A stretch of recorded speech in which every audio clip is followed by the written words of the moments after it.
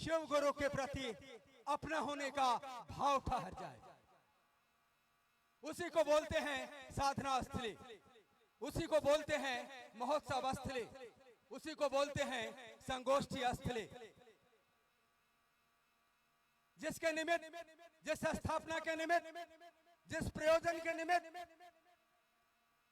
अहरनिश रात और दिन साहब दीदी हमारे आपके साथ जी रहे हैं, चल रहे हैं और चलते रहेंगे। कौन बैठा है हमारे आपके रूप में? वही बैठे हैं। आज हजार कंठ से शिव गुरु नाम का जय घोष कर रहे हैं, वो हजार कंठों से व्यक्त हो रहे हैं, वो हजार मुखों से गुरु की वाणी निकल रही है। साहब दीदी का पावन संकल्प की धारा प्रवाहित हो रही है। जिस धारा के प्रवाहित होने का साक्षी है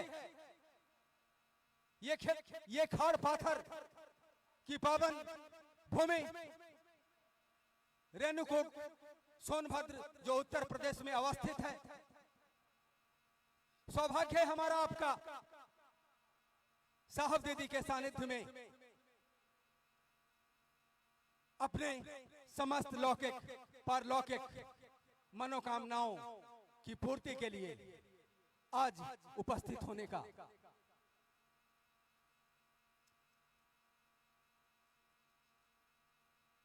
हमारे आपके बीच दीदी बरखानंद जी उपस्थित हैं, जिनके जीवन का बहुत सारा भाग साहब दीदी के संकल्प को समर्पित है। हमारा आपका भी समर्पित है। साहब दीदी की एक व्यवस्था है, उपवन हमको आपको मालूम है, जहां से विगत वर्षों से साहब अपने साथ शिव गुरु की स्थापना के प्रवाह को लिए चल रहे हैं, लिए चलते हुए आज यहां पहुंचे हैं।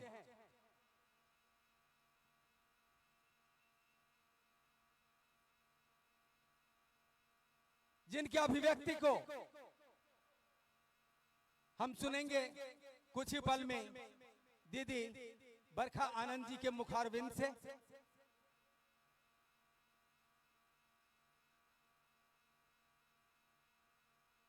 एक ही चीज कहूंगा आपको कि कुछ भी यहां नहीं रखा है,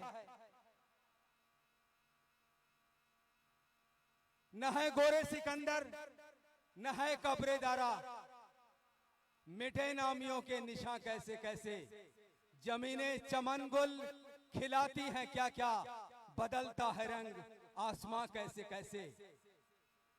इसलिए गाले मुस्कुराले महफिले सजाले शिव गुरु के, जाने कल कोई साथी छूट जाए, जीवन की डोर बड़ी है कमजोर, किसको खबर कहां टूट जाए। इसलिए जो भी डोर हमारे आपके पास है साहब दीदी के हवाले कर दीजिए, शिव गुरु के नाम कर दीजिए। इस प्रार्थना के साथ आप सबों को प्रणाम करता हूं और वादा करता हूं कि दिल देकर जाऊंगा, दिल लेकर जाऊंगा और साहब दीदी के साथ शिव गुरु नाम का डंका बजा कर जाऊंगा।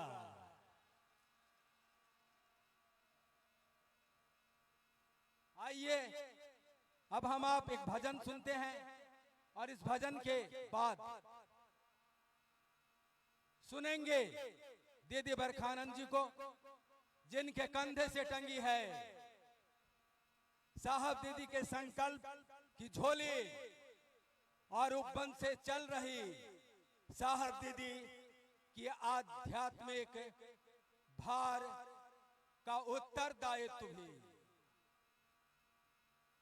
इसलिए कदम से कदम मिलाते हुए हम चलने का संकल्प लेते हैं, लेते रहेंगे। आइए एक भजन सुनते हैं और भजन के लिए हम आमंत्रित करते हैं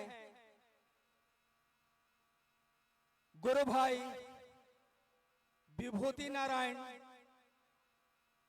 रावट्सगंज सोनभद्र को। विभूति नारायण गुरु भाई, आप तक यदि आवाज जा रही हो तो आप कृपया मंच तक आएं।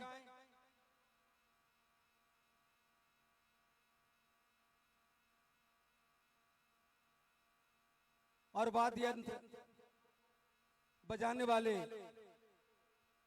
जो हमारे भाई हैं वो आए, साथ दें भाई विभूति नारायण जी का।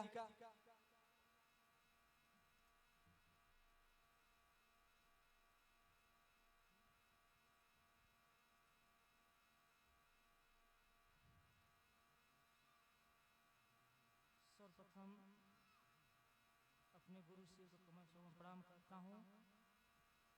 यहाँ पर उपस्थित अपने साहेब देवी को कमल चरण प्रणाम करता हूँ और यहाँ पे जितने भी गुरु भाई गुरु बहन हैं, आप सभी लोगों का कमल चरण मेरा प्रणाम है। आइए हम लोग एक भजन की तरफ चलते हैं और भैया ने साहेब का पहले का जीवन परिचय हम लोगों को दिए, जिसे कि हम लोग आज उसको पा रहे हैं, कर रहे हैं और आप लोग सभी लोग साथ दीजिएगा। भैया काला तीसरा काला से शिवरंजनी लाग लगाइए।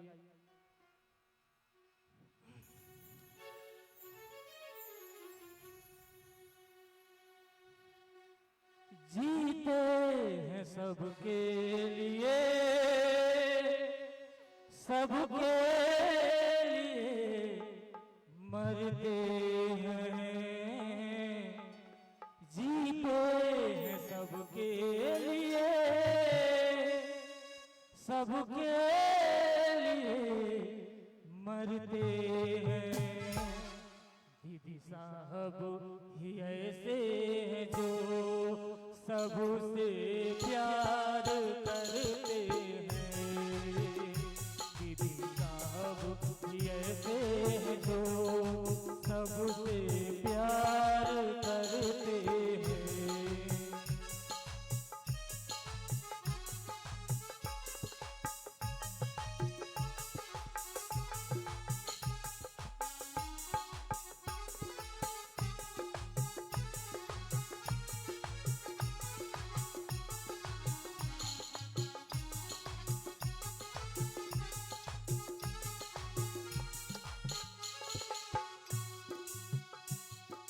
सारे जगत में फैला अंधेरा किसी ने हटाया नहीं, किसी ने हटाया नहीं। सारे जगत के सिवा गुरु है किसी ने बताया नहीं, किसी ने बताया नहीं। सारी बातें किताबों में पढ़ी रह गई। दीदी साहब ही ऐसे हैं जो सबसे प्यार करते हैं। दीदी साहब ही ऐसे हैं जो सबसे प्यार करते हैं।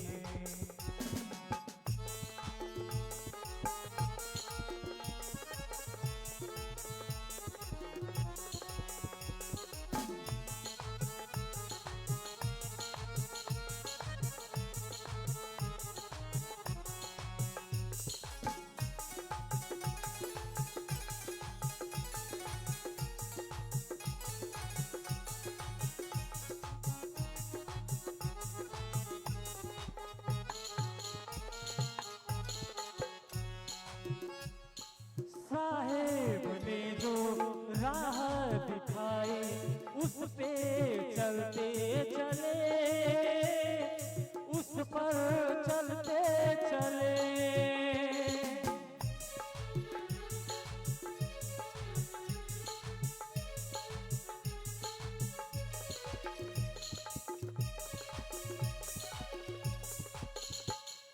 दुनिया में सबको शिव शिष्य बनाए और खुद भी बनते चले, शिव शिष्य बनते चले।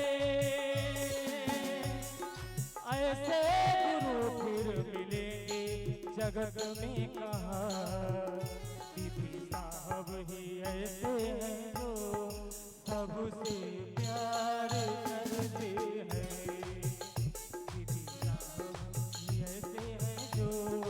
सबसे प्यार करते हैं।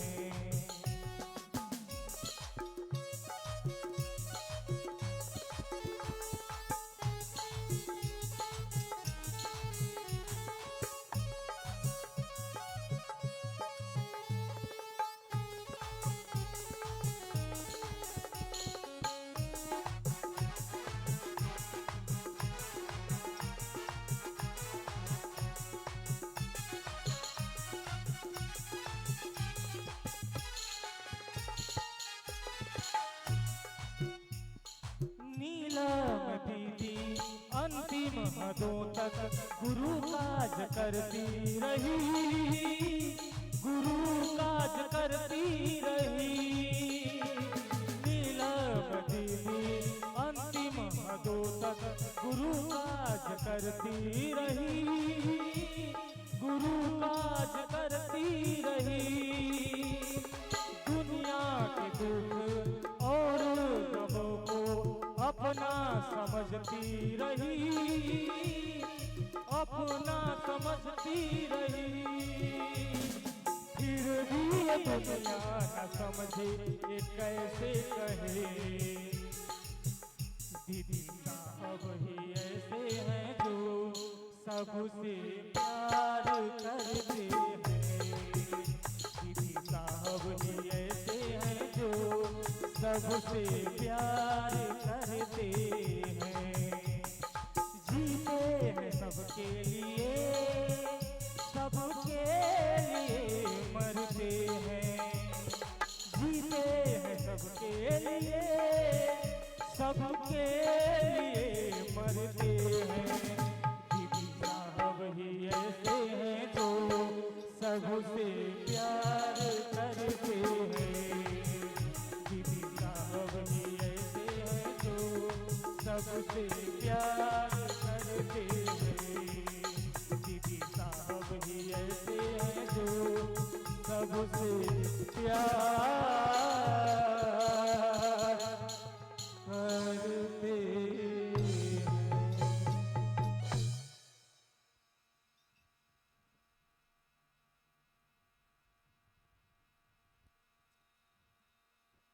अब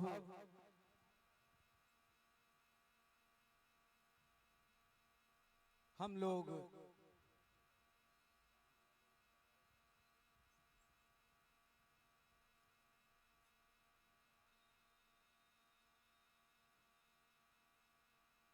दीदी बरखा आनंद जी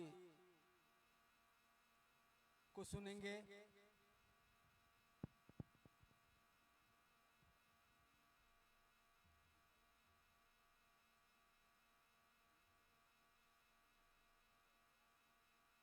साहब दीदी के गृहस्थ कुल की ज्येष्ठ कुल वधु भी हैं, लेकिन उस कुल का जो सबसे खूबसूरत रंग आध्यात्म का है, शिव गुरु नाम का है, उस रंग में रंगने वाली स्वयं को भी और समूह को भी सहज पात्रता धारित करने वाली दीदी बरखा आनंद जी से हमारा आग्रह है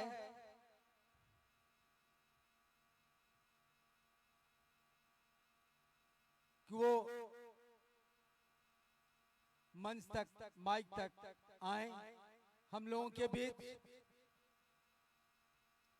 अपनी हार्दिक अभिव्यक्ति के साथ हम सभी शांतित होकर दीदी बरखा आनंद जी को सुनेंगे। इनके लिए विषय निर्धारित है अप्रतिम भगवान शिव की शिष्यता और शिव गुरु से संबंधित जिज्ञासाएं, उनका उत्तर भी सुनेंगे हम आप सभी इनसे। आइए हम आप सुनते हैं दीदी बरखा आनंद जी को।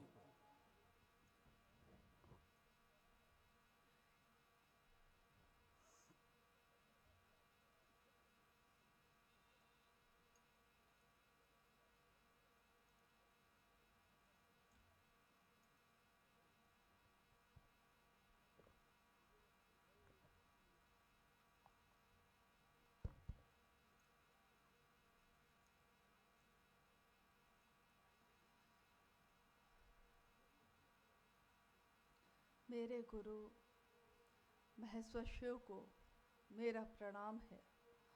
इस कालखंड के प्रथम शिव के शिष्य और हम सबों के परम आदरणीय वरेण्य गुरु भ्राता साहब श्री हरिंदानंद जी के चरणों में मेरा प्रणाम है। शक्ति स्वरूपा माँ नीलम आनंद जी के चरणों में मेरा प्रणाम है। और रेणुकूट के इस स्थान पे सोनभद्र जिले से आए विभिन्न जगहों के आप सभी गुरु भाई गुरु बहन सभी के चरणों में मेरा प्रणाम है।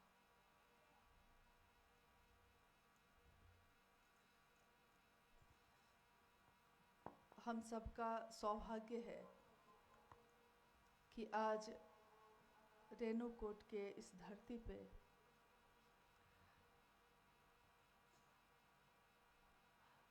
धरती नहीं कह के हम लोग कह सकते हैं कि इस पहाड़ पे हम सब यहाँ उपस्थित हुए हैं अपने गुरु शिव के बात के लिए। शिव की चर्चा का एक आयोजन है, शिव गुरु का उत्सव है, महोत्सव है। और जिस स्थान पे हम आप बैठे हैं, हम नमन करते हैं अपने साहब दीदी को, जिसके कारण आज हमारे आपके जीवन में शिव गुरु हुए हैं। शिव की शिष्यता की परंपरा हजारों वर्षों से चली आ रही है, लेकिन अनजाने कारण, क्या कारण हुए पता नहीं, अनजाने कारण ऐसे रहे कि शिव के शिष्य और प्रशिष्य दोनों आए धरती पे, लेकिन उन्होंने आम लोगों को, सामान्य लोगों को ये नहीं बताया कि शिव आपके भी गुरु हो सकते हैं। शायद शिव ने ये काम शिव के शिष्य हरिंदानंद जी के नाम ही लिखा था, इसलिए इस कालखंड में उन्हीं के द्वारा हुआ। हमारा देश है भारत और हम सभी इस देश में रहते हैं। कोई इस राज्य से उस राज्य जाता है, कोई उस राज्य से इस राज्य आता है, कोई जीवन को चलाने के लिए, परिवार को चलाने के लिए काम की खोज में जाता है। काम मिल जाता है तो उसके साथ साथ अपने गुरु के नाम का बिया भी छींट देता है। और मौसम अनुकूल होता है, एक दिन वो बिया, वो बीज अंकुरित होता है, पल्वित पुष्पित होता है, वहाँ के लोगों के जीवन में सुगंध फैलती है शिव शिष्यता की। सोनभद्र का ये जिला कितने वर्ष पहले कुछ लोगों ने शिव को गुरु माना, कहीं ना कहीं से कोई ना कोई तो आकर बोला होगा, इक्का दुक्का लोगों ने शिव को अपना गुरु बनाया और साहब हरिंदानंद जी के संपर्क में आए। अभी जब ये गुरु भाई यहाँ के ये भजन गा रहे थे तो इतनी ज़्यादा स्मृति साहब और दीदी की आई कि अगर कहने बैठूं तो अंत न हो।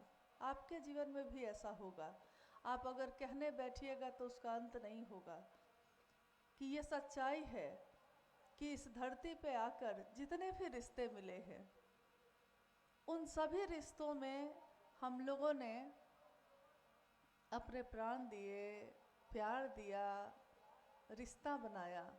लेकिन साहब ने हम सभी शिव शिष्यों को जितना चाहा है, उतना कभी भी किसी रिश्ते ने नहीं चाहा। माँ नीलम आनंद जी ने सिर्फ अपने 3 संतानों को ये ममता नहीं दी, उन्होंने असंख्य लाखों शिव शिष्यों को ये ममता दी, पोषण दिया, पल्लवित किया, एक माँ की तरह, एक शिव शिष्या की तरह। और इसका नतीजा है कि आज इतने सारे लोग, हम लोग यहाँ भी बैठे हैं, या जहाँ भी हम जाते हैं या आप जाते हैं तो लोग आपको मिल जाते हैं।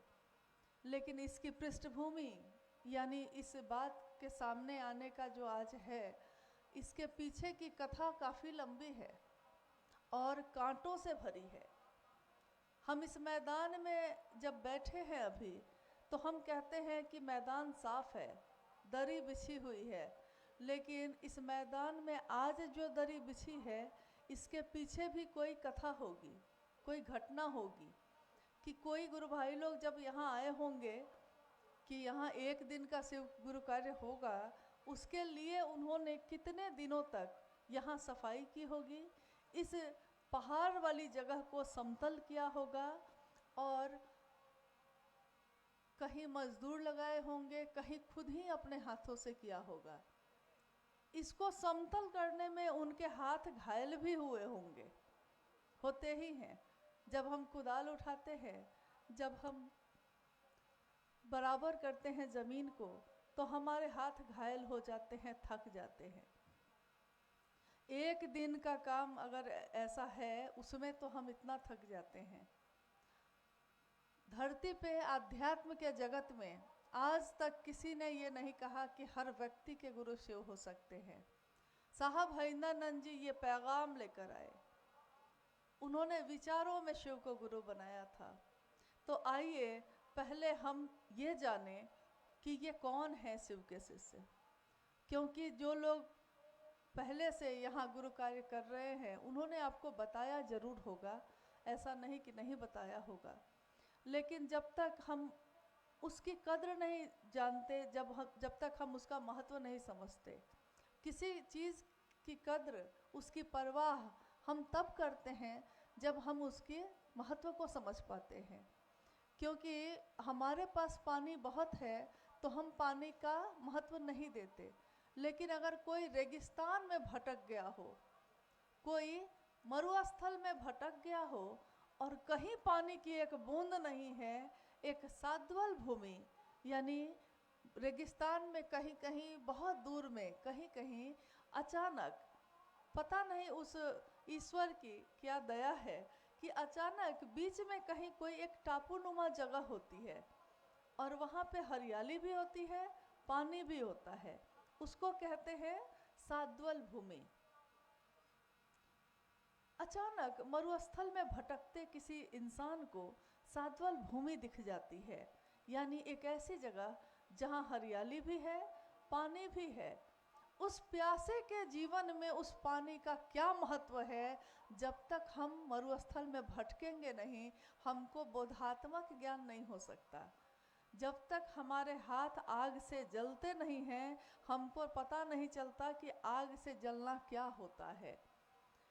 तो साहब हरिंदरानंद जी ने, आपने अभी सुना, भाई सोमेंद्र जी बता रहे थे कि उनके जीवन में किस तरह उन्होंने अनेक लोगों को अपना गुरु बनाया और भटकते रहे। तलाश थी किस चीज़ की, ये वो भी नहीं जानते थे, हम भी नहीं जानते कि हमको तलाश तो है, लेकिन किस चीज़ की, क्योंकि कोई भी मिलता है, प्यास नहीं बुझ रही है। ये आप उनको बैठने दीजिए, गुरु बहन आप लोग बैठने दीजिए उनको, कोई बात नहीं, क्या हो गया, कोई बैठ गया है, शांति से बैठा है तो कोई दिक्कत नहीं है। हाँ ठीक है, जहाँ भी जगह हो कृपया आप शांति से या तो बैठ जाइए या खड़े हैं तो तब भी ठीक है, कोई दिक्कत नहीं है, क्योंकि ये जगह समतल नहीं है। तो स्वाभाविक है कि आपको कष्ट तो हो रहा होगा। हम लोग का मंच भी ऐसे बना हुआ है, लग रहा है कि हवाई जहाज यहाँ से सीधे ऊपर उड़ने वाला है, उधर से चलेगा और इधर उड़ जाएगा। महादेव की दया हो किसी उच्चता का हवाई जहाज यहाँ से ऐसा उड़े कि पूरे ब्रह्मांड में वो गूंज जाए।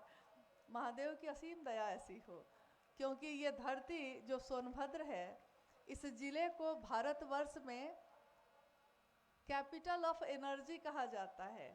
मतलब कि एनर्जी, ऊर्जा, ऊर्जा की राजधानी। पता नहीं आपको मालूम है कि नहीं, क्योंकि यहाँ बिजली काफ़ी बनती है। आप लोगों को पता है ये बिजली काफ़ी बनती है, इसलिए ऊर्जा की राजधानी नाम है इसका। तो ऊर्जा है यहाँ, बहुत ज़्यादा है, लेकिन हम ही लोग भूल के बैठे हैं। तो हम बात कर रहे हैं महादेव के शिष्यता की।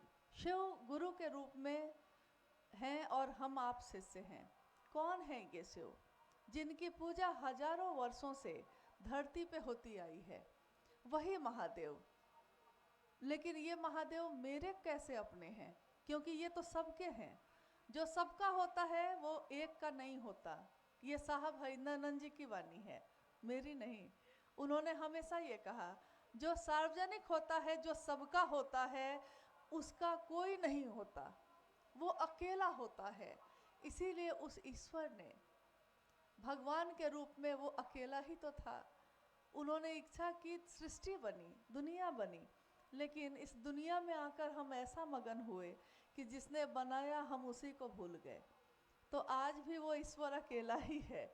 तो साहब ने कहा कि शिव सार्वजनिक देवता हैं, इसीलिए किसी के अपने नहीं हो सके।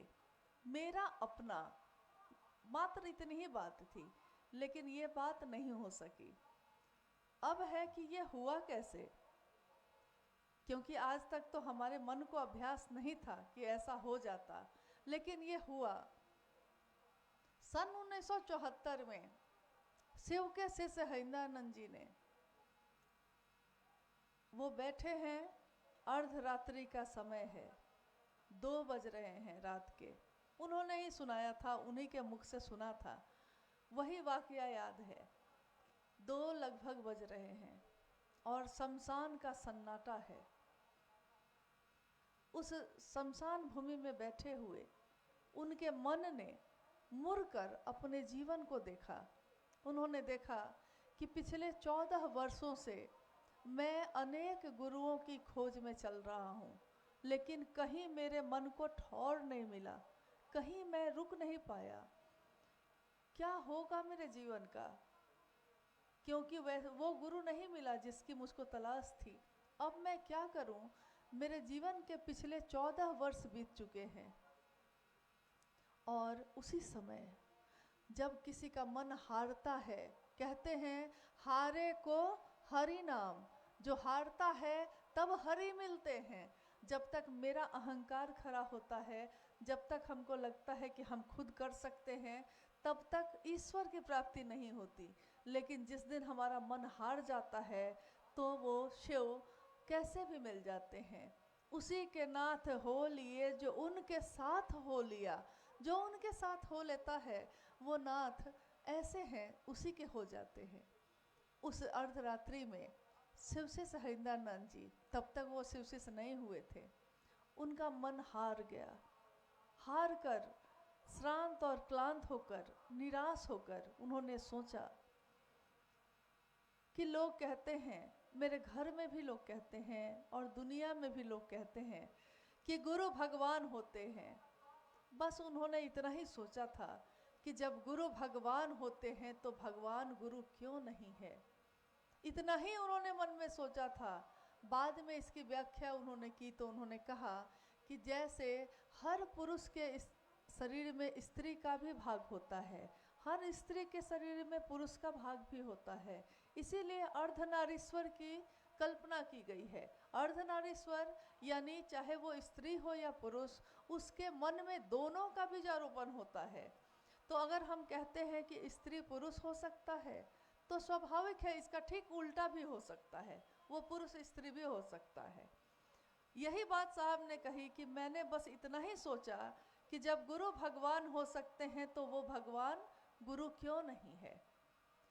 रोज यहाँ कितनी घटनाएं होती हैं, लेकिन कोई कोई है जो समझता है कि ये घटना क्यों हो रही है। हम अपने बच्चों को जब पढ़ने भेजते हैं तो वो गुरुत्वाकर्षण का बल पढ़ते हैं। उसमें गुरुत्वाकर्षण का बल कैसे काम करता है, उसमें न्यूटन के लॉ दिए हुए हैं।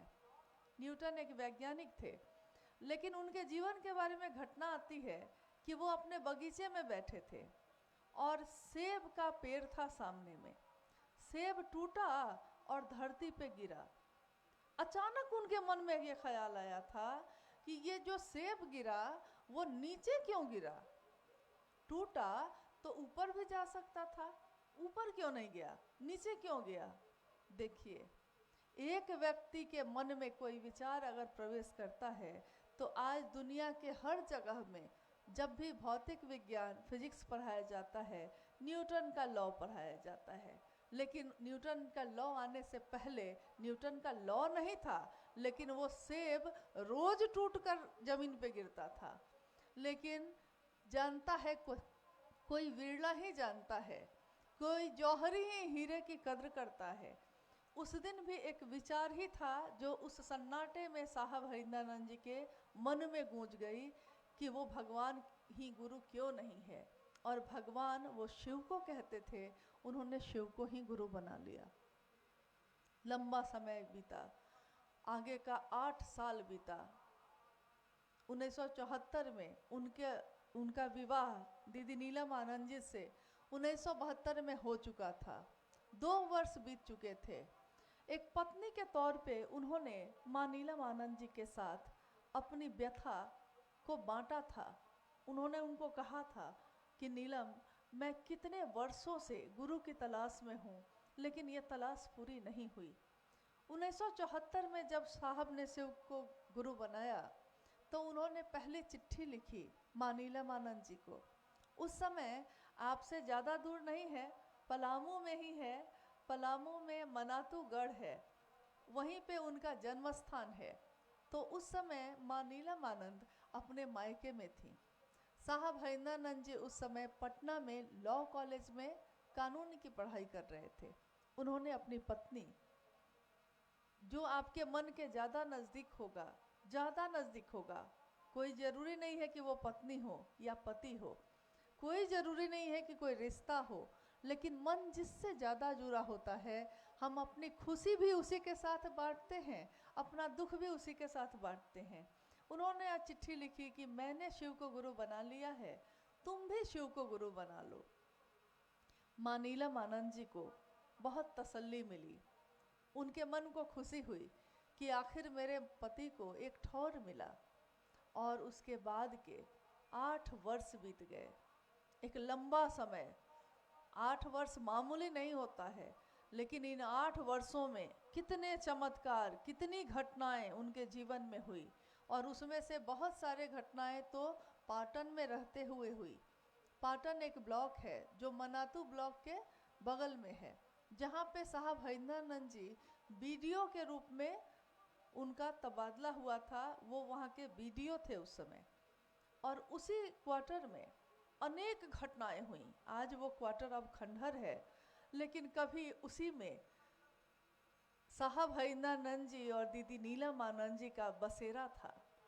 और शिव के संदेश आए, कितने बेलपत्र की बारिश हुई, कैसी कैसी घटना हुई।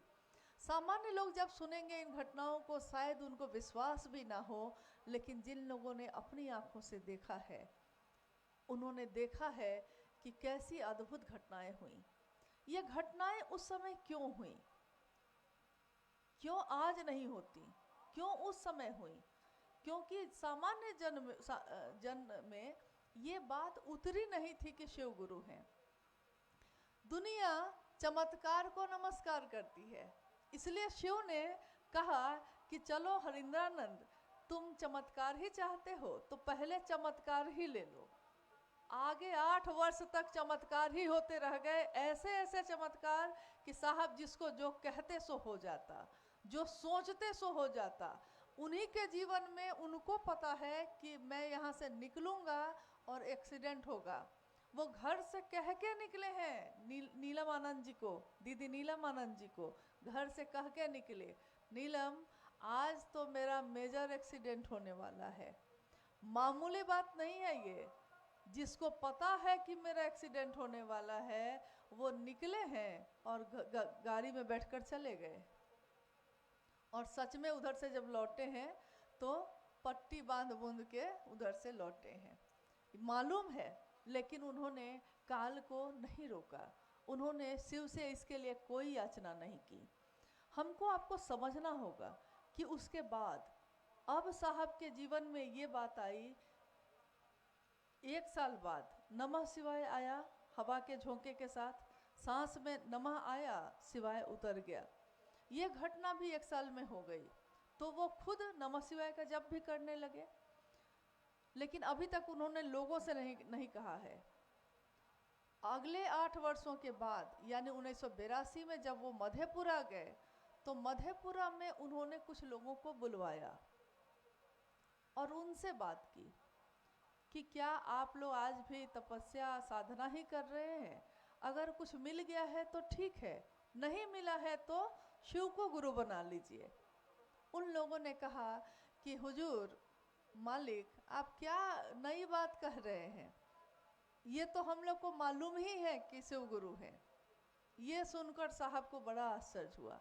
उनको लगा कि जब आपको ये मालूम था, मुझको तो नहीं मालूम कि कहाँ लिखा है, मैंने कोई शास्त्र नहीं पढ़े, मैंने कोई किताब नहीं पढ़ी है, कोई ग्रंथ नहीं पढ़े हैं, इसलिए मुझको मालूम नहीं था।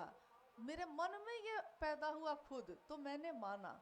लेकिन आप लोग कैसे लोग हैं, आपको ये मालूम था तब भी आपने शिव को गुरु नहीं बनाया, लेकिन ये लिखा कहाँ है? तब सारे ग्रंथ मंगाए गए, रामचरितमानस, महाभारत, उपनिषद, वेद, सारे जगहों पे शिव के गुरु स्वरूप की अनेक बातें लिखी हैं, अनेक श्लोक लिखे हैं। तुम त्रिभुवन गुरु वेद बखाना, संभवे गुरुवे नमः, ज्ञान देने के कारण तू शंकर है। सारे लोग जगत को संभालने का काम करेंगे और शिव क्या करेंगे? जगत को ज्ञान देने का काम करेंगे। ये सारी चीजें लिखी हैं उसमें, लेकिन अनजाने कारण से किसी ने नहीं माना। अब आया जगत में, अब उतरा जगत में महादेव के शिष्य का भाव, तो उन्होंने लोगों से कहा कि मैंने शिव को गुरु बनाया है, आप भी बनाइए। लोगों ने उनकी बात पे विश्वास किया और शिव को गुरु बना लिया। लेकिन ये कौन लोग थे? ये वो लोग थे जो शुरुआती दिनों में जिनका मन लौकिक दुखों में डूबा हुआ था। लौकिक दुख क्या होते हैं? लौकिक दुख ये होता है कि मैं गरीब हूँ, मुझको संपत्ति नहीं है, या मुझको संतान नहीं है, या नौकरी नहीं हो रही है, या शरीर में कोई व्याधि है, किसी को कैंसर हो गया है, किसी को किडनी खराब है, किसी को शुगर की बीमारी है, किसी को कुछ, किसी को कुछ। लौकिक दुख और क्या होते हैं? जो जगत में रहने पे दुख देता है वो सारी चीजें लौकिक दुख हैं। अब साहब को बात उतारनी थी महादेव की, शिव की शिष्यता का विस्तार करना था। उन्होंने अपने गुरु शिव की दया से जो जिसने मांगा उसको वो दिया। सही कहा गया है कि शिव का शिष्य अगर चाहे तो क्या नहीं दे सकता है, क्योंकि ये अल्प से अनंत की यात्रा है। एकदम क्षमता नहीं है, लेकिन अनंत क्षमता की यात्रा है। छोटी सी ताकत है, लेकिन असीमित ताकत तक की यात्रा है ये। हम आज कुछ नहीं है, लेकिन अगर शिव से मेरा सानिध्य हो जाए तो आपकी वाणी में भी उतना ही गहरा प्रभाव है। लेकिन यहाँ तक कि उन्होंने कहा कि एक बार एक घटना उन्होंने बताई, पटना में थे उस समय वो। उन्होंने कहा कि मैं ईमानदार अफसर था, एक डिप्टी कलेक्टर, दुनिया में निकलिएगा देखने तो डिप्टी कलेक्टर का रुतबा होता है, बहुत सारी सुविधा, ड्राइवर, गार्ड, पुलिस, सब कुछ होता है, रसोईया, चपरासी, सब होता है। लेकिन अगर वो ईमानदारी से काम कर रहा हो तो बस उसको तनख्वाह मिलती है, और तनख्वाह मिलती थी तो साहब के जीवन में, परिवार में ये स्थिति थी उस समय कि 15 से 20 तारीख होते होते पैसे ख़त्म हो जाते थे। और माँ नीलमानंद कहती थी कि घी का दिया जलाने के लिए घी नहीं है। साहब कहते कि क्यों, शिव क्या घी के दिया से खुश होते हैं? अगरबत्ती जला लो। माँ कहती अगरबत्ती के लिए भी पैसा नहीं है। साहब कहते तो ऐसे ही हाथ जोड़ के प्रणाम कर लो। भाव ग्रहण होता है वहाँ, हृदय की हुंडी स्वीकार होती है, ये सामान नहीं। और माँ का मन समझ जाता था। वैसी स्थिति में उन्होंने बहुत बचा बचा कर 3000 रुपये जमा किए थे। एक फिक्स डिपॉजिट, एक आवृत्ति जो होती है बैंक में, उसमें 3000 रुपये जमा थे। मैंने अभी आपको कहा कि पानी का क्या महत्व होता है, प्यासे से पूछिए। जिसके जीवन में अर्थ का अभाव हो उसके लिए 3000 की बहुत कीमत होती है, उसके लिए 3000 बहुत है। आपके पास लाख रुपया है तो आपके लिए 50,000 का कोई महत्व नहीं है, लेकिन जिसके पास 5 रुपया भी नहीं हो उसके लिए 3000 का महत्व है। उस समय एक व्यक्ति ने, जिसने शिव को अपना गुरु बनाया था, उसने साहब से कहा कि हमको बहुत ज़्यादा दिक्कत है, एक ज़रूरी काम आ गया है। साहब ने पूछा कि कितने पैसे की ज़रूरत है? उसने कहा 3000। साहब ने अपना जो जमा था उसको तोड़वा कर उसको दे दिया। उन्होंने कहा कि मैंने ये सोच के ये सब किया, जो भी जिसने मांगा उसको दिया, ये सोच के दिया कि वो कृतज्ञ होगा। देखिए ये बहुत बड़ी बात होती है।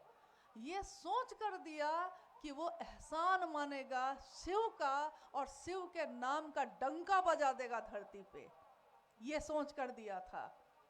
ये सोच कर नहीं दिया था कि जो दिया है उसी को पकड़ के बैठ गए, लेकिन जिसने दिया, अरे उसका काम का क्या हुआ? उसका काम तो अधूरा है, उसका काम तो बचा हुआ है। तो उन्होंने कहा कि वो भी दे दिया, लेकिन आज वो व्यक्ति कहीं नहीं दिखता है। जिसको मैंने 3000 तोड़ कर दिए थे वो शिव शिष्टा में आज कहीं नहीं दिखता है। उल्टा उन्होंने कहा कि जिसकी मैंने अपने तरफ से कोई मदद नहीं की, महादेव के भरोसे छोड़ दिया, वो शायद मुझसे कभी मिला भी नहीं है, लेकिन मैं उसको जानता हूँ, क्योंकि उसने कहीं भी अगर शिव की बात की है तो मैं उसको जानता हूँ। जो मुझसे मिला नहीं, मैंने उसके लिए कभी लौकिक रूप से कुछ भी दिया नहीं उसको। वो कष्ट में रहा, वो दुख में रहा, मैंने उसको कहा कि सीधे महादेव का आश्रय लो, महादेव का सहारा लो। वो असंख्य लोग शिव के नाम का डंका बजा रहे हैं, जिसको मैंने कुछ नहीं दिया, शिव ने दिया है। तो साहब ने कहा उसके बाद मैंने ये धंधा छोड़ दिया।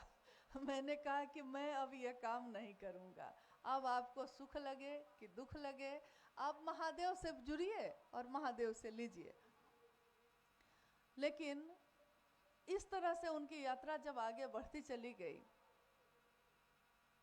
असीम प्यार, असीम करुणा उन्होंने सबको दी।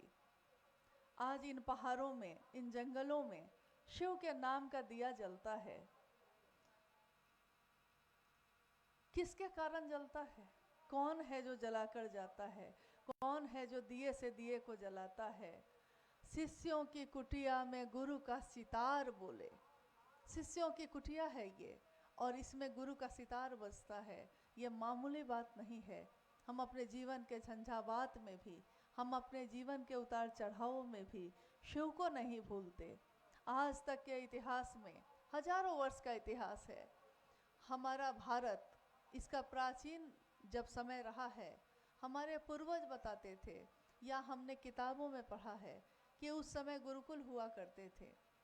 और आप जब पढ़िएगा या देखिएगा तो आपको लगेगा कि उस समय गुरुकुल में आश्रम नुमा व्यवस्था होती थी, और राजा का बेटा भी उसी तरह से आता था, गरीब से गरीब आदमी का बेटा भी उसी तरह से आता था। दोनों समान रूप से शिक्षा प्राप्त करते थे। शिक्षा दीक्षा, हम कहते हैं शिक्षा और दीक्षा लीजिए भाई। प्राचीन समय की जो पद्धति थी हमारे देश में, वो सबसे ज़्यादा शिक्षा दी जाती थी आध्यात्म की। तभी वेद लिखे गए, तभी उपनिषद और ग्रंथ लिखे गए, और सांसारिक यानी व्यापारिक काम करने की शिक्षा बहुत कम दी जाती थी। क्यों? क्योंकि उस समय तक स्थिति ये थी कि थोड़ा सा में ही हम अपना जीवन चला सकते हैं, न्यूनतम व्यवस्था में भी सुखी रहा जा सकता है। छोटे छोटे घर हैं, तालाब और नदी है, हम उसी से पानी पी के अपनी प्यास बुझा सकते हैं। जाना है सवारी से तो थोड़ी दूर खुद ही पैदल जा सकते हैं। लेकिन जैसे जैसे समय बीता, अब आप देखिएगा कि अभी के समय में ज़्यादातर शिक्षा का केंद्र जो भी है उसमें आध्यात्म के बारे में कुछ नहीं बताया जाता। व्यावसायिक पढ़ाई की जाती है, मैथ पढ़ाया जाएगा, हिस्ट्री, इतिहास पढ़ाने के लिए पढ़ाया जाता है, लेकिन वो भी इसलिए पढ़ाया जाता है ताकि आप प्रोफेसर बन सकिए। मैथ पढ़ाया जाता है कि इंजीनियर बन सकिए, यानी आप एक इंसान बन सकिए। इसकी पढ़ाई भी अब शिक्षा केंद्रों में नहीं है। लेकिन भारत भूमि इसी बात के लिए जानी गई है कि यहाँ से पूरे विश्व को ये संदेश गया है कि आध्यात्म की धरती मानी गई है। ये संदेश गया है शांति का, संदेश गया है प्रेम का, और आज भी ये भूमि अनवरत यही काम कर रही है। शिव के शिष्य हरिंद्रानंद साहब ने इस धरती पे शिव का पैगाम दिया, और इस पैगाम ने हमारे मन की सारी संकीर्णताओं को तिरोहित कर दिया। हम जो जातियों में बटे थे, हम जो धर्म में बटे हैं, हम जो अमीर गरीब में बटे थे, हम सब एक हो गए। शिव की शिष्यता यही करती है, हमारे बटे हुए मन को एक करती है, क्योंकि हमारे गुरु शिव एक हैं, हम सब भी वही हैं। जैसे आसमान में अलग अलग तारे हैं, लेकिन रोशनी उसकी एक ही है। बिखरे बिखरे तारे हैं हम, बिखरे बिखरे हैं, बिखरे बिखरे तारे हैं हम, लेकिन झिलमिल एक हैं।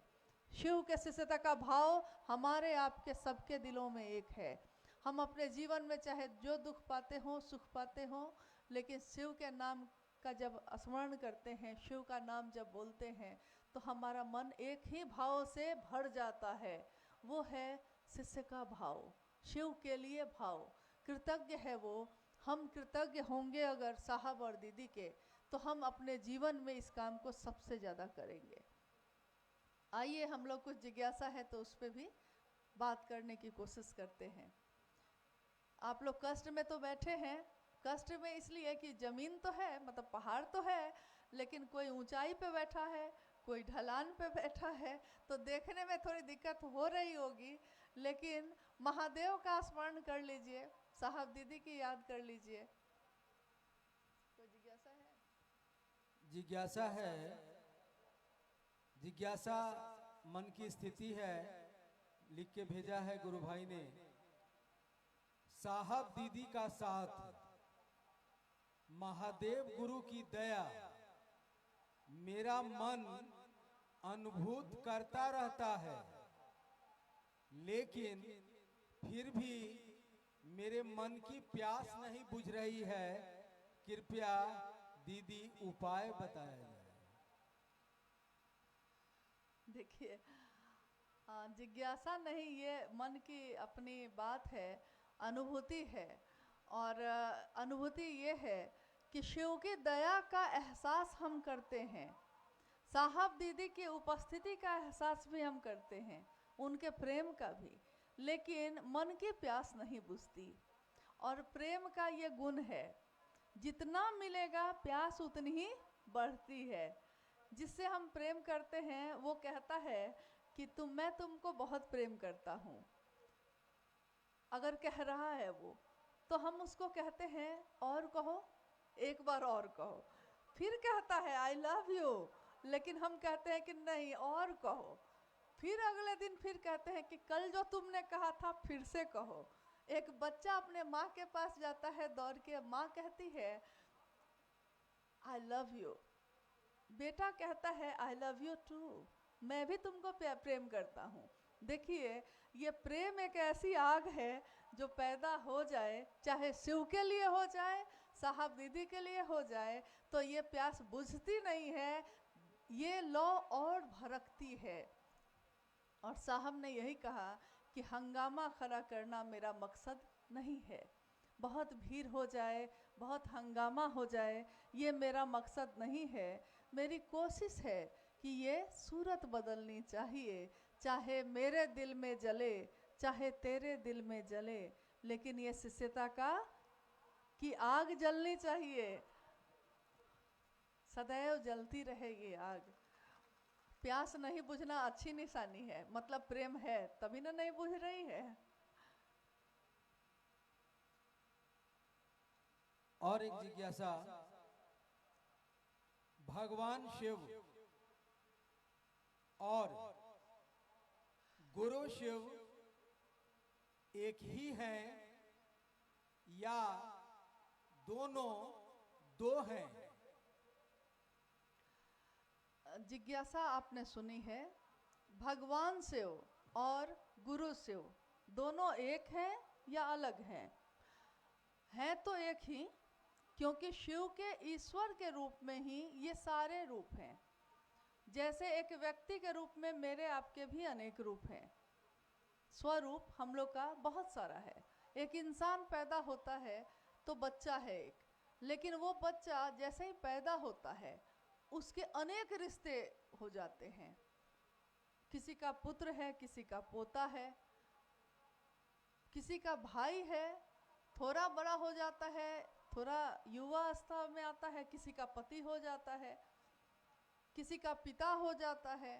तो जब जब वो जो होता है, यानी जब वो बच्चा है तो पिता का भाव सामने आता है, उसके मन में पुत्र का भाव प्रकट हो जाता है। जब वो थोड़ा और समझ में आता है उसको, तो बहन बुलाती है भाई, तो उसके मन में भाई का भाव प्रकट हो जाता है। थोड़ा और युवा हुआ है, विवाह हो गया है, तो पत्नी बोलती है, पति को बुलाती है, तो उसके मन में पति का भाव प्रकट हो गया है। ठीक वैसे ही जब भी हमारे जीवन में कोई रिश्ता आता है, तो सामने जो रिश्ता जिस भाव से आता है, हमारे मन में भी वो भाव प्रकट हो जाता है। जब हम कहते हैं हे शिव आप मेरे गुरु हैं, यानी अब गुरु बना रहा है हमने, गुरु यानी सामने गुरु का भाव है, तो शिष्य भाव जो दबा हुआ था, जन्म के साथ था, वो शिष्य भाव अब प्रकट हो गया है। तो प्रकट जब होगा भाव, तो वो खोजता है एक दूसरे को। गुरु शिष्य की तलाश करते हैं, शिष्य गुरु की तलाश करता है, और दोनों मिलकर इस तलाश को पूरा कर लेते हैं। ईश्वर के रूप में उस शिव के भी अनेक रूप हैं, अनेक, जितना हम जान सके हैं बस उतना ही हम लोगों ने नाम दिया है, लेकिन असंख्य रूप अभी ऐसे होंगे जिसको हमने जाना ही नहीं है। शिव के तत्व को कौन जान सकता है बताइए? मैं एक छोटी सी घटना आपको बोलती हूँ। शिव के तत्व को जानना यानी ईश्वर के तत्व को जानना, जो ईश्वरों का भी ईश्वर है, महेश्वर के तत्व को जानना कितना कठिन है, कितना कठिन है। शिव के शिष्य के रूप में साहब हरिंद्रानंद जी को हम लोगों ने देखा, सुना, उनका सानिध्य प्राप्त किया। उनके जीवन में मैंने अनेक बार देखा। एक बार क्या हुआ कि कुछ गुरु भाई गुरु बहन बिना समय लिए रांची, जहाँ वो रह रहे थे उपवन में, बिना समय पहले से लिए हुए अचानक ही एक बस पहुँच गए, और नेपाल से आए थे वो। अब नेपाल कितनी दूर है रांची से? नेपाल से बस से अब रांची आ गए, समय लिया नहीं था उन्होंने पहले से, तो साहब क्रोध में आ गए। क्रोध में आ गए यानी कि वही शिव का भी उग्र और सौम्य दोनों है रूप। क्रोध में आ गए। उन्होंने कहा कि किससे पूछ के आए, क्यों समय नहीं लिया चले आए? इतने सालों से मैं लोगों से मिल ही रहा हूँ और कह रहा हूँ कि शिव की तरफ चले, लोग चलते नहीं हैं, मुझसे सिर्फ मिलना है। गुस्साते रहे। थोड़ी देर बीता, थोड़ी देर बाद उन्होंने कहा अपने यहाँ रहने वाले लोगों को कि जाकर देखो जरा कि सब अभी खड़ा है कि चला गया। तो लोग जो है जाके, दो आदमी, यही राजेश जी लोग बैठे हैं, ये लोग गए देखने, तो लौट कर आए तो बोले कि जी अभी तक खड़ा है। साहब पूछ रहे हैं कि क्या वेशभूषा है। ये लोग बता रहे हैं कि जी बहुत लोग तो बिना चप्पल के ही हैं और बहुत साधारण वेशभूषा में हैं, यानी कि गरीब हैं। अब वो कैसे अपने भाड़ा का इंतजाम किया होगा और इतनी दूर यहाँ आया होगा, और बाद में पता चला कि वो लोग सुबह से कुछ खाए भी नहीं है और बज रहा था शाम का 5, सुबह से कुछ नहीं खाया है वो लोग, और कह रहा है कि साहब से जब दर्शन कर लेंगे तब खाएंगे। अब साहब थोड़ा सा और नरम हुए, उन्होंने कहा कि जाके कहो कि पहले कुछ खा के आ जाए। फिर लौट के आया, बोला कि नहीं मान रहे हैं, कह रहे हैं कि हम लोग बस खाली साहब को प्रणाम कर लेंगे ना तो जाके खा लेंगे। अब साहब कह रहे हैं कि देखो मुझको सब पे क्रोध नहीं है, और लोग तो निर्दोष हैं, भोलेपन में आ गए हैं, सीधे हैं, चले आए हैं, लेकिन इसका लीडर कौन है, इस सब को लेके आया कौन है, लीडर को जरा खोज के बुलाओ। ये लोग फिर गए, अब लीडर को खोज के बुलाया जा रहा है। जब जो लेके आया था सबको, जब ये लोग जाके उसको बोले कि साहब बोल रहे हैं कि इन सारे लोगों को लेके कौन आया है, तो वो जो लीडर जी थे गुरु भाई, वो बड़ा खुश हुए। उनको लगा कि साहब देखिए कितना प्रसन्न हुए इस बात से कि हम सबको लेके आए। एकदम तेजी में दौड़ते हुए आ गए, तुरंत दरवाजे पे तेजी में आए। जब आ गए तो उनको तो कस के डांट पड़ी, जो लीडर साहब थे, और बाकी लोगों को साहब ने कहा कि बुलवा लो, मैं मिल लेता हूँ। सारे लोग आ गए।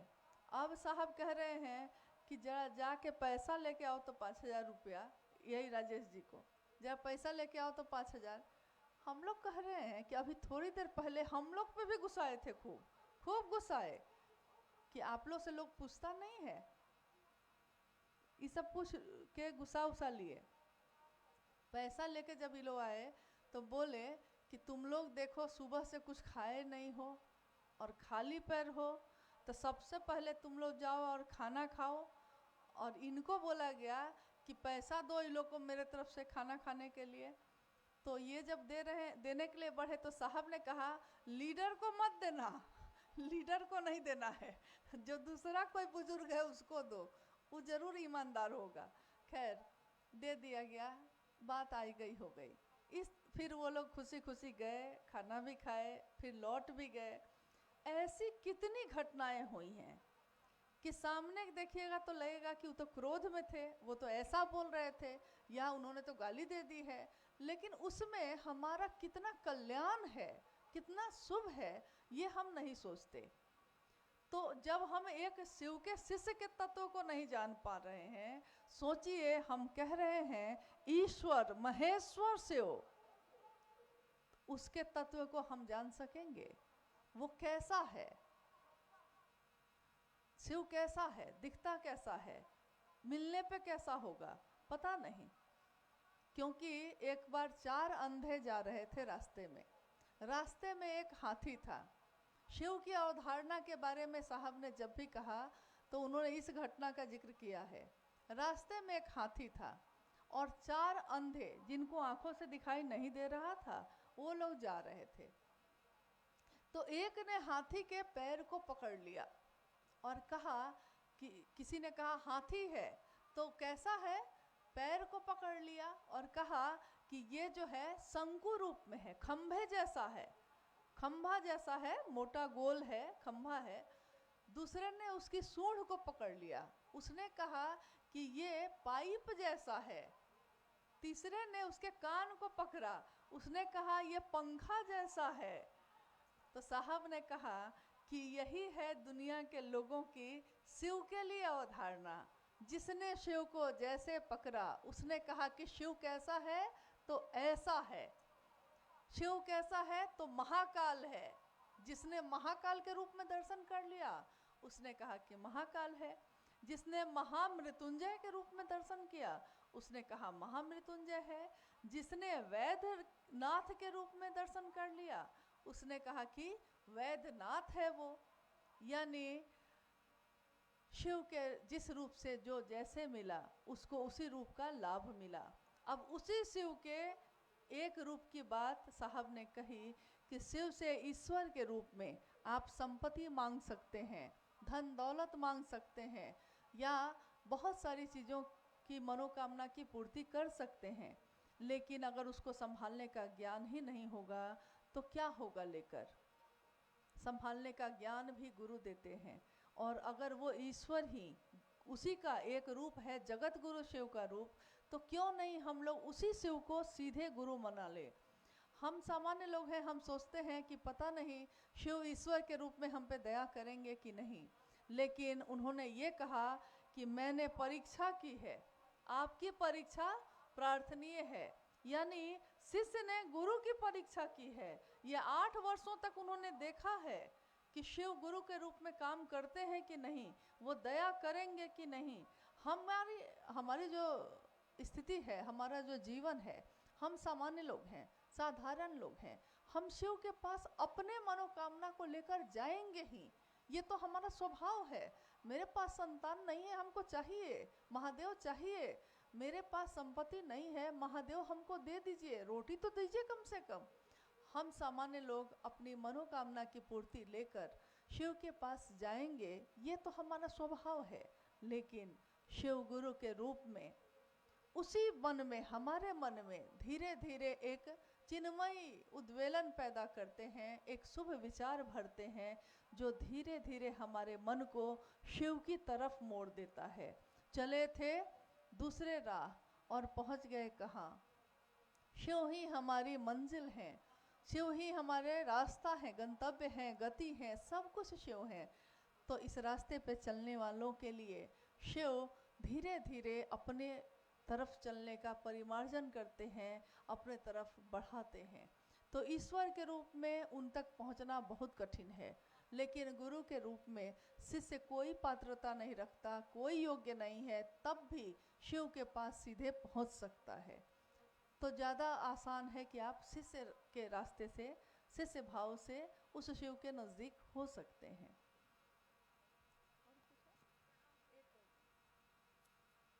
एक अंतिम जिज्ञासा,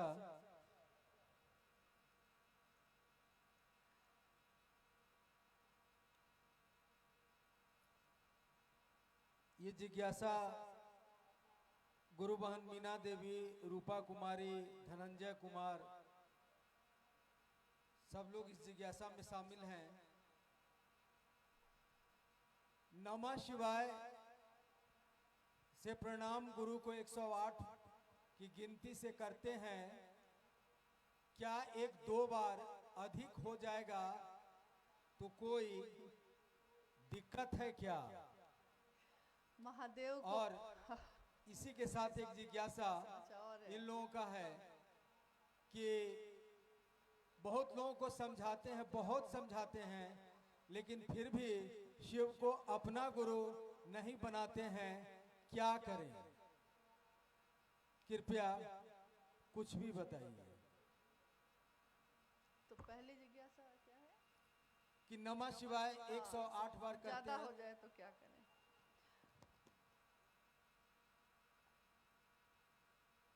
महादेव दया करते समय नहीं सोचते कि कितना करना है, लेकिन शिष्य नमन भी करता है तो गिन गिन के करता है। नहीं, अद्भुत सी बात है कि अगर 108 बार से ज़्यादा कर लेंगे तो और अच्छा होगा कि खराब होगा? और अच्छा है।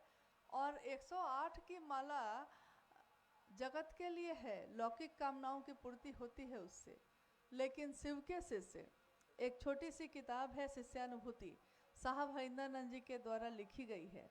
उसमें उन्होंने लिखा है कि शिव के शिष्यों के लिए अजपा जप की विधि सर्वोत्तम विधि है, क्योंकि अजपा जप की विधि यानी सांस पे नमः का चढ़ाना और शिवाय का उतरना, ये विधि जो है ये सबसे कारगर है और इसकी गिनती आप कर नहीं सकिएगा। जन्म से जो सांस पैदा होते ही होती है, मौत के साथ ही सांसों की माला ख़त्म होती है। तो उसी सांसों पे क्यों नहीं हम शिव का नाम ले लें। श्वास श्वास पर नाम लें, वृथा श्वास ना खोएं, न जाने इस जीवन में फिर इस श्वास का आना हो कि ना हो, कोई नहीं जानता। अगली सांस आ रही है, जा रही है, और अगली सांस नहीं आए तब क्या होगा। इसलिए हर सांस पे शिव का नाम का सुमिरन हो जाए। इस जगत में रहते हुए एक इंसान के जीवन में इससे बड़ा सौभाग्य और कुछ भी नहीं हो सकता। अब है बात ये, क्या गिनती करें या ना करें, तो ज़रूर करिए, लेकिन 108 की माला जब होती है तो वो गिनी हुई होती है, तो अलग से आपको गिनती करने की ज़रूरत नहीं होती। उसमें एक सुमेरु बना होता है और वहाँ से जब आप जप करना शुरू करते हैं, और दोनों तरह के जप करने में विधि अलग अलग होती है। ये भी बहुत जगह पे थोड़ा सा लोगों को भ्रम की स्थिति है कि बहुत जगह पे लोग क्या करते हैं कि सांस पे भी नमः शिवाय चढ़ा लेते हैं और माला को भी एक एक दाना आगे करके फिर उसको करते हैं। लेकिन नमः शिवाय से शिव को प्रणाम करने की विधा, या अजपा जप, या रुद्राक्ष की माला पे शिव को नमन करना, रुद्राक्ष की माला पे जब हम नमन करते हैं उसका सांसों से कोई लेना देना नहीं होता, मंत्रानुक्रम से होता है वो। यानी एक बार नमः शिवाय मन में सोचा है, शिव को प्रणाम का भाव है, एक बार नमः शिवाय मन में सोचा है और एक दाना आगे, फिर तुरंत दूसरा दाना जब आया है तो फिर मन में सोचते हैं नमः शिवाय, शिव को प्रणाम, मन में भाव शिव को प्रणाम करने का लेकर, और तब करते हैं। और इस तरह पूरी 108 की माला जो गिनी हुई है तो वो हमको गिनना है नहीं, इस तरह से मंत्रानुक्रम से पूरा 108 बार हम नमन करते हैं। लेकिन ये प्रक्रिया है, ये प्रक्रिया मशीन न बन जाए, क्योंकि ये 108 बार आज जब हम गिनने लगेंगे तो मेरा पूरा ध्यान गिनती पे चला जाएगा, भाव जो प्रणाम का है वो गायब हो जाएगा। लेकिन वही शिव तो लौकिक कामनाएं पूरी हो जाएंगी, इसका भी रिजल्ट है, इसका भी परिणाम है।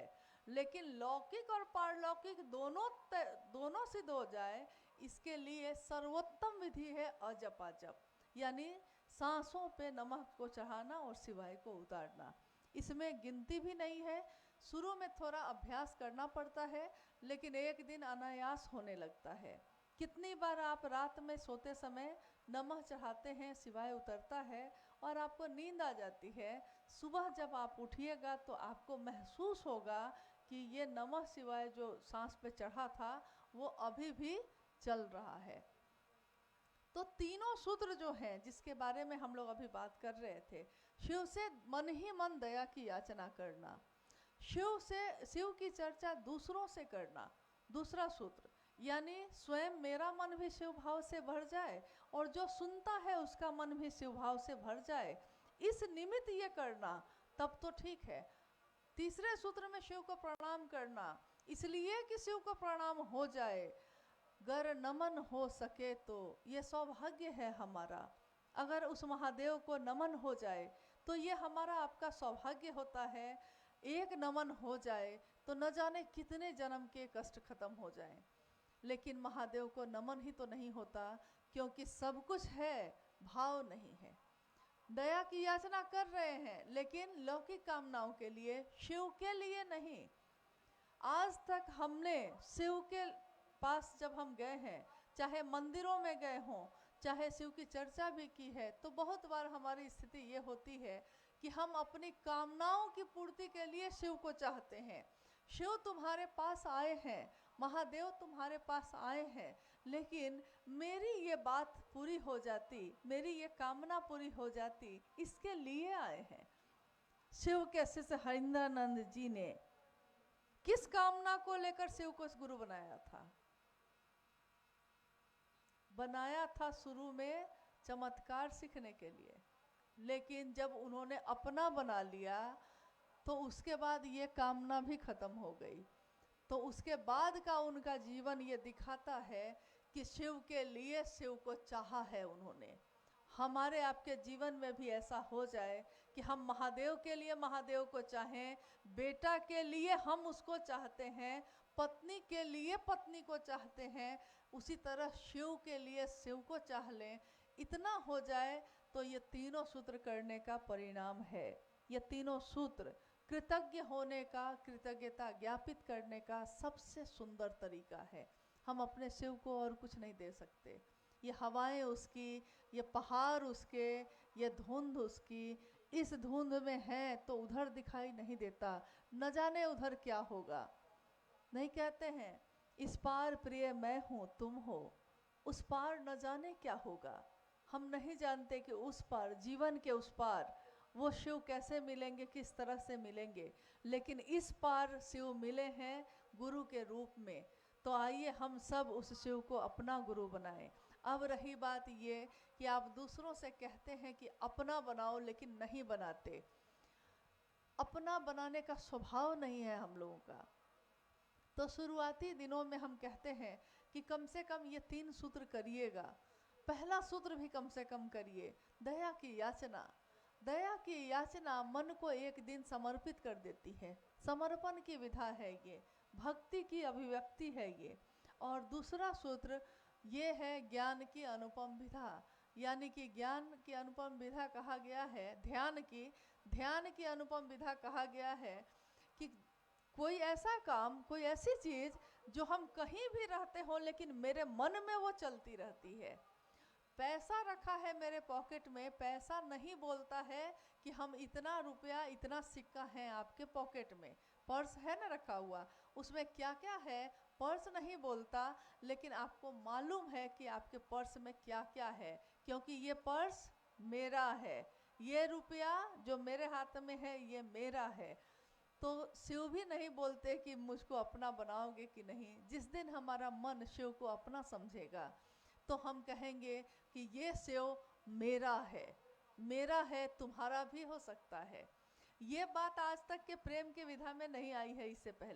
इससे पहले आपने कभी भी किसी से सुना होगा तो उसने यही कहा होगा कि जैसे एक फिल्म आई थी, उस फिल्म में एक गीत बज रहा है, पत्नी गा रही है, वो गा रही है कि मेरा भला है बुरा है जैसा भी है, मेरा पति तो मेरा देवता है।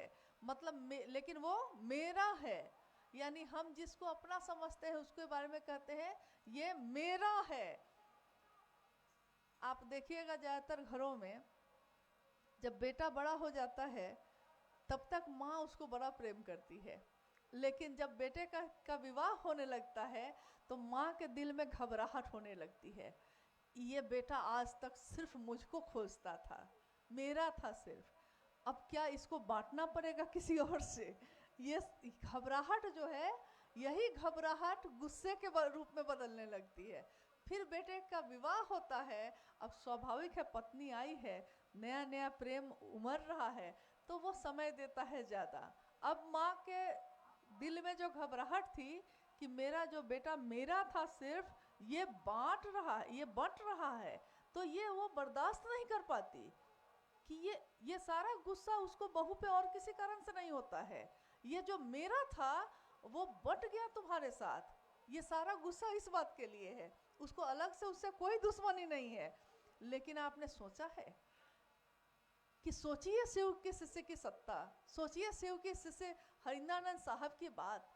उन्होंने कहा कि शिव मेरे गुरु हैं, लेकिन उन्होंने उतने ही खुले दिल से, उतनी ही खुशी से और उतने ही आह्लादित मन से कहा है कि ये ऐसा है, ऐसा सुंदर है, या ऐसा अच्छा है कि ये तुम्हारा भी हो सकता है। आज तक प्रेम में ऐसा नहीं हुआ, बांटा नहीं है प्रेम में किसी ने। वो पूरी तरह चाहता है कि मेरा हो सिर्फ, लेकिन उन्होंने शिव को भी बांट दिया। तीनों सूत्र जो उनके जीवन में घटित हुए उसको भी बांट दिया। तो हमारा जीवन, शिव शिष्य साहब हरिंद्रानंद जी के जीवन को जब हम देखते हैं तो हम ये महसूस करते हैं कि शिव का शिष्य जो होता है वो जगत के स्तर पे सोचता है, क्योंकि उसका गुरु जगत का गुरु है। उस पहाड़ पे ऊपर जाकर अगर नीचे कोई देखेगा तो उसको सारी चीज़ें छोटी छोटी दिखाई देंगी, लेकिन यहाँ से हम देख रहे हैं आपको, आप हमको देख रहे हैं, तो हम भी आपको दिखाई देते हैं, आप भी दिखाई देते हैं। ये जो पुष्प लगे हैं यहाँ वो भी दिखाई देते हैं, ये माइक भी दिखाई देता है। धरती से महादेव की तरफ जब देखते हैं तो धरती की सारी चीज़ दिखाई देती है, लेकिन जिस दिन मन से, मानसिक रूप से, जिस दिन मन से शिव के तरफ से दुनिया को देखते हैं, कुछ भी शिव के सिवा दिखाई नहीं देता। लगता है हर तरफ शिव ही शिव है। और जिसने शिव को चाहा है, जिसका शिव हो गया है या जो शिव का हो गया है, उसके लिए ये दुनिया प्रिय है, दुनिया के सारे लोग प्रिय हैं। ये दुनिया उसको चाहे या ना चाहे, लेकिन शिव ने चाहा है तो वो भी इस दुनिया को चाहेगा। बैठ के समीक्षा नहीं करेगा कि कौन अच्छा कर रहा है कौन बुरा कर रहा है। रही बात रास्ते में छोड़ने और मिलने की, छूट जाता है कोई, मिल जाता है कोई। हम भी कभी छूट जाते हैं, कोई हमसे भी मिल जाता है। लेकिन इस पूरे जीवन में जब से जन्म लिया है, विषयों ने मुझको घेरा, इस पापी मन पे डाला है। इस दुनिया के में जो मौसम चल रहा है उसने अपना घेरा डाल दिया है, तो मन कुछ भी और सोच नहीं पाता है। लेकिन जब से जन्म लिया है, हम अभी से अभी तक में कितने रिश्ते हमारे जीवन में जुड़े हैं। न हम किसी के साथ पूरा जीवन रह सकते हैं, न कोई मेरे साथ पूरा जीवन रह सकता है। लेकिन शिव जन्म से पहले भी थे मेरे साथ, आज भी हैं, और जब मौत आएगी तब भी रहेंगे वही।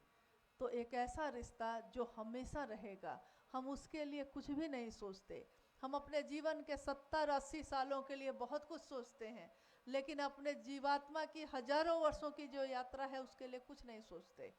थोड़ा उसके लिए भी सोच लीजिए, और जिस दिन ये सोच लीजिएगा तो शिव को अपना मानिएगा।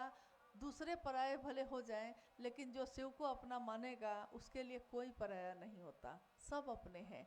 कोई मुझको गाली दे सकता है, लेकिन मेरे मन में उसके लिए कोई घृणा नहीं, मेरे मन में उसके लिए शुभकामना होगी, क्योंकि शिव के शिष्य के मन में दूसरों के लिए कल्याण की भावना होती है, शुभ की भावना होती है।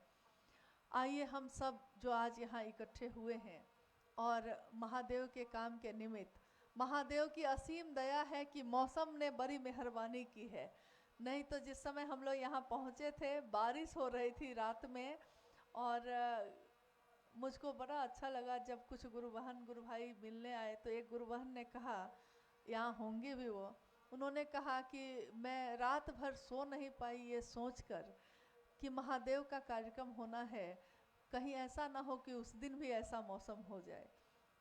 तो मैंने कहा चलिए, मुझको लग रहा था कि मैं ही सिर्फ जाग रही थी, आप भी जाग रहे हैं, क्योंकि मैंने देखा है साहब को, जिस समय ऐसा होता था तो वो इससे ज़्यादा चिंतित हो जाते थे इस बात के लिए कि कार्यक्रम हो या नहीं हो, लेकिन मेरे गुरु भाई गुरु बहन जो आएंगे उनको कष्ट नहीं होना चाहिए। तो वो रातों को जगे रह जाते थे ऐसे मौसम में, और अगर भोजन नहीं मिलता तो वो खुद भोजन छोड़ देते थे कि जब लोगों को भोजन नहीं मिला तो मैं कैसे खा लूँ, मैं कैसे ये कर सकता हूँ। इतना प्रेम करने वाला तो आज तक मिला नहीं, और शायद दूसरा कोई मिलेगा भी नहीं, दूसरे किसी की चाहत भी नहीं है, क्योंकि जिसने शिव के शिष्य का दर्शन कर लिया है, जिसने शिव के शिष्य की बात सुन ली है, अब इस दुनिया से कुछ और नहीं चाहिए।